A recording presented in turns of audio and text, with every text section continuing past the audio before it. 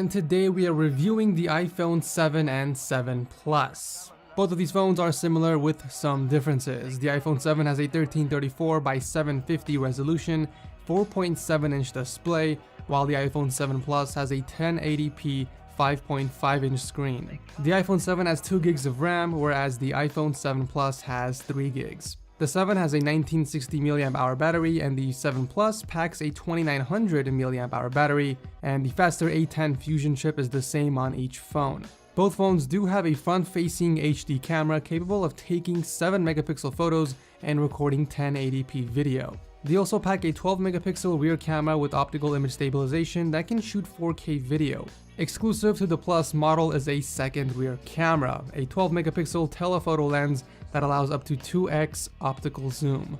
Apple has officially ditched the space gray option, replacing it with black and jet black finishes, which seem to have been the most popular options based on initial reception. Apple's new flagships feature the same glass and aluminum design seen on the previous models, with the only notable differences being seen in the blended antenna bands, lack of headphone jack, and a wider front speaker grille. The device is still very slippery to the hand, especially with the matte black option that I have here in the video, but you can fix this problem with a dbrand skin, and I'll drop a link to it down below if you guys want to check that out. This year, Apple has also redesigned the home button to be pressure sensitive, which serves as taptic feedback as opposed to a physical button. It will take some getting used to, but I've started to enjoy it after a few weeks of using the phone. The big change here, however, is the removal of the headphone jack. So you're pretty much left with using the supplied Lightning to 3.5mm adapter or wireless audio options. The iPhone 7 and 7 Plus are now IP67 waterproofing rated, which has been a long time coming. As long as the submersion is no deeper than 1 meter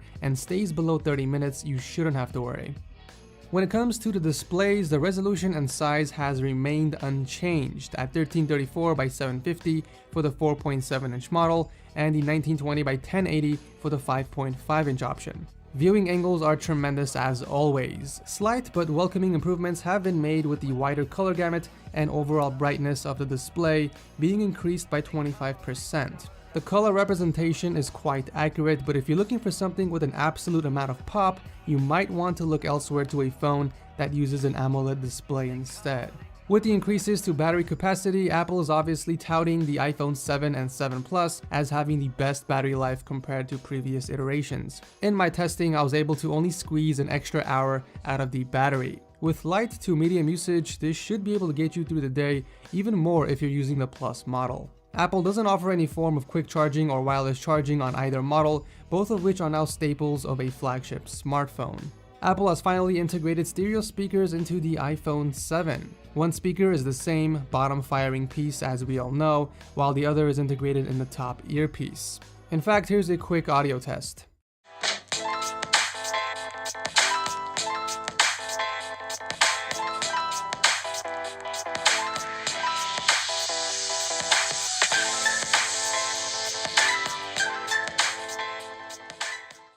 The iPhone has always been known to have a great camera, and this year is no different. Both models feature a 12 megapixel unit with a wider f1.8 aperture. Apple has fitted the iPhone 7 Plus with a dual camera module, a company first that seems to have gathered a lot of interest early on. The wide-angle lens is the same as on the iPhone 7, utilizing a focal length of 28mm. The second camera is a telephoto lens with a smaller aperture of f2.8, providing more reach at a 56mm focal length. Each phone can also shoot 4K video at up to 30 FPS, and also optical image stabilization has finally trickled its way down to the smaller model as well. Focusing has also been improved, but it's still not the fastest. Let's take a closer look at some samples. Photos and videos are as you would expect from an iPhone, bright, colorful, and sharp. Dynamic range has also been increased, preserving some more details in the highlights. When shooting in low-light scenarios, the iPhone 7 preserves detail a bit sharper, particularly in the shadows. And by the way, you guys can see a full camera comparison linked below.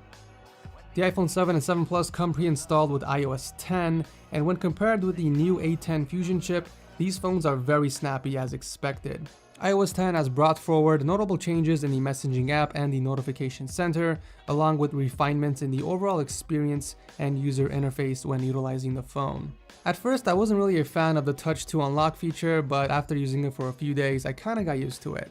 The iPhone 7 and 7 Plus is certainly a well-rounded device. However, with the lack of major design changes and must-have upgrades for the most part, it may be hard for many iPhone 6 and 6s owners to justify purchasing the new phone, especially when you compare it to the competitive market of budget and flagship smartphone offerings. That being said, if you're an avid photographer and can take advantage of the dual camera on the Plus, or can appreciate the water-resistant features, now might be the time to pick up Apple's newest flagship.